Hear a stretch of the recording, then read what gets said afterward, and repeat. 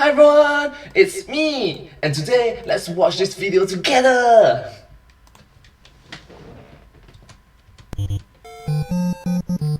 Dun, dun, dun.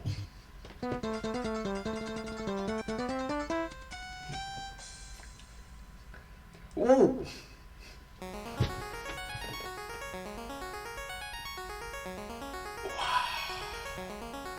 A truly formidable foe.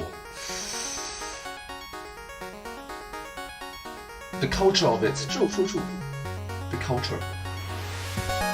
And defend it.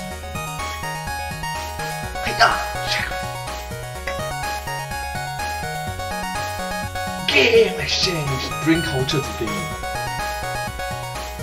With your host, Gaijin Goomba. Hello, YouTube, and welcome one and all to Game Exchange. Wow, I really like it. It's game exchange. Where we talk about the video games we all love and the mysteries of the culture that not only surround them, but the entire gaming subculture between US and Japan. In time, I wish to branch off to other countries and cultures, but Japan is my specialty, and that's where I want to focus. So, you guys ready to have your minds blown? Me, mind blown. Let's begin with Zelda.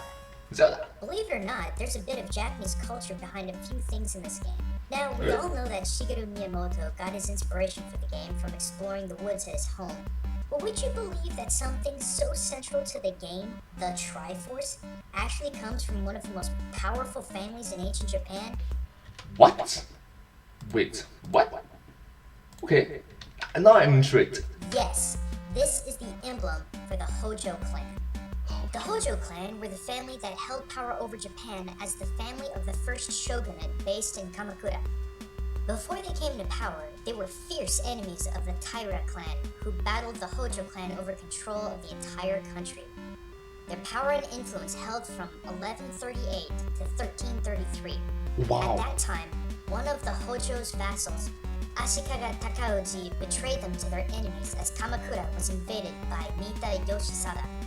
Almost the entire clan, nearly 900 people, took their lives at their family temple to spare themselves the humiliating defeat. What? Shigeru Miyamoto and Takashi Tezuka got the idea to replicate the icon into Zelda, and there you go.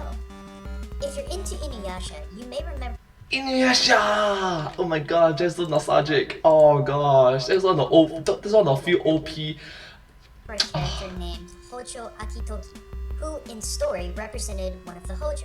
Also, if you're into Total War Shogun 1 and or 2, the Hojo clan was a playable faction. The Hojo family crest was called the Mitsu Uroko, or the Three Dragon Scales. The Three Dragon Scales. Meaning the protection of the emperor. Much like the Triforce was a symbol that protected Hyrule, the Mitsu Uroko was a symbol that protected the Hojo clan.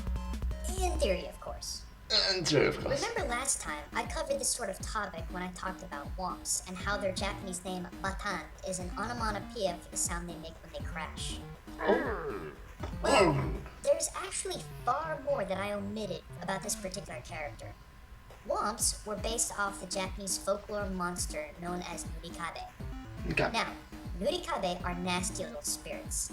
At night, they take the form of a wall and either trap or misdirect unfortunate travelers. Oh, is it something like Snorlax from Pokemon? Something like that, just block the way. Nurikabe also have the ability to expand themselves as a wall indefinitely. What? So simply walking around it doesn't work. The only way to make it vanish is to knock on the lower part of the wall, much like how Mario has to knock Whomps on the back to make them vanish. If you've ever played a Knock, aka a Stomp. little game called Monster Rancher, you probably understand this folklore spirit even more. But you know him by the name of Mono. In Monster Rancher, Monos were a somewhat rare monster that appeared in nearly every Monster Rancher game. Oh my gosh, so nostalgic. It's the PlayStation. It's like legit the PlayStation. It's not PS5, it's not PS4, it's PlayStation itself. So, wow. Old school. They had the ability to alter their form and give themselves different surfaces and dimensions, much like their Nurikabe cousins. Also like their nudie-cupping cousins, monos are incredibly menacing looking and often create a dark or evil monster when combined with another. You thought the floor or grass in Ultima was dangerous? That's nothing compared to the black-hearted nature of these dark and sinister walls. Who knows?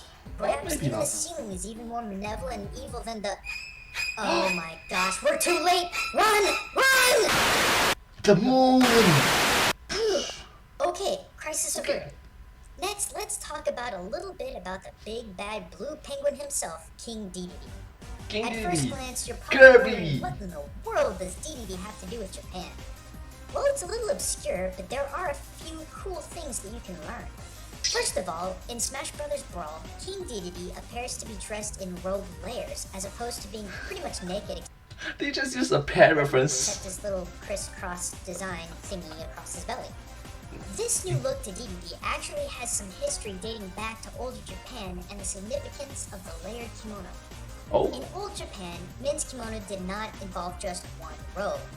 There was an underrobe called the nagachuban, and a sort of large sleeve overcoat called the howari, much like what King Dedede has. Understandable. In fact, Dedede's belly pattern looks a lot like a traditional wide obi. Typically, men's kimonos tend to be more navy, black, or gray, but sumo wrestlers sometimes wear very bright colors such as fuchsia. King Dedede isn't known for being very fit, and in fact, he's pretty tubby.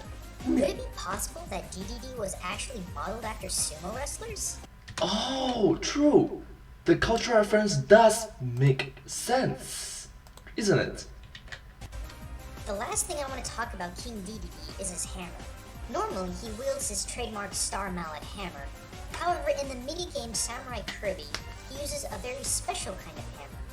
The grip of the hammer is oddly built further back into the hammer head. This is a very special hammer used to pound mochi, or a sort of sticky, squishy rice paste that makes the best damn snacks you've ever tasted. Yeah. I suppose that makes... I agree. I absolutely agree. Or you can make it to smash Kirby. This image all the more appropriate. One last thing I want to cover before the end of this episode is something many of you have seen many times, but perhaps we're too rushed to see it. Japan is in Super Mario 3. No, I don't mean language or culture, I mean Japan itself is in Super Mario 3. In World 3, you need to take a warp pipe right after the last stage before you get to the castle and battle on the airship.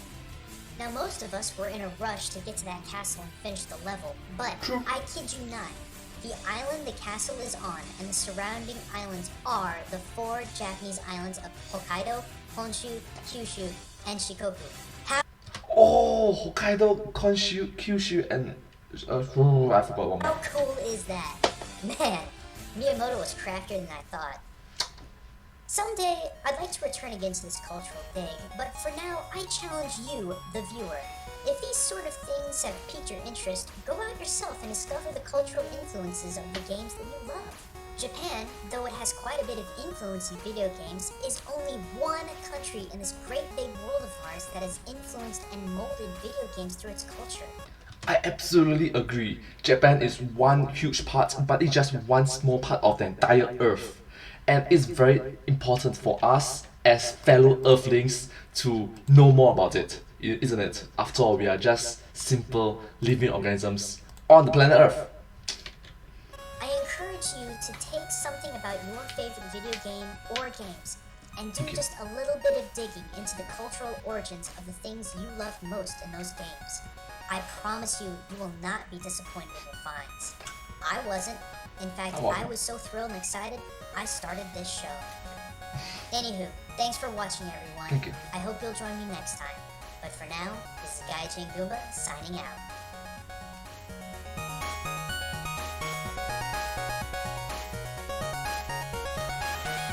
Yeah! I really like the ending song. Thank you so much. It sounds amazing, isn't it? This ending song. Special thanks to MadPat. Thank you, MadPat. Wow. all this original drawing seems awesome. Like my show?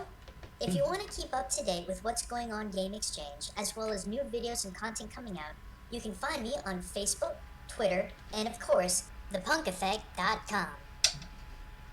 Thank you so much. Thank you so much for watching this video. If you do like this video, please remember to like, share, subscribe to my channel and comment down below if you have anything to share with us. Thank you so much. I hope to see you in my next video. Bye! But hey, that's just a game. A game exchange. Thanks for watching. Thank you.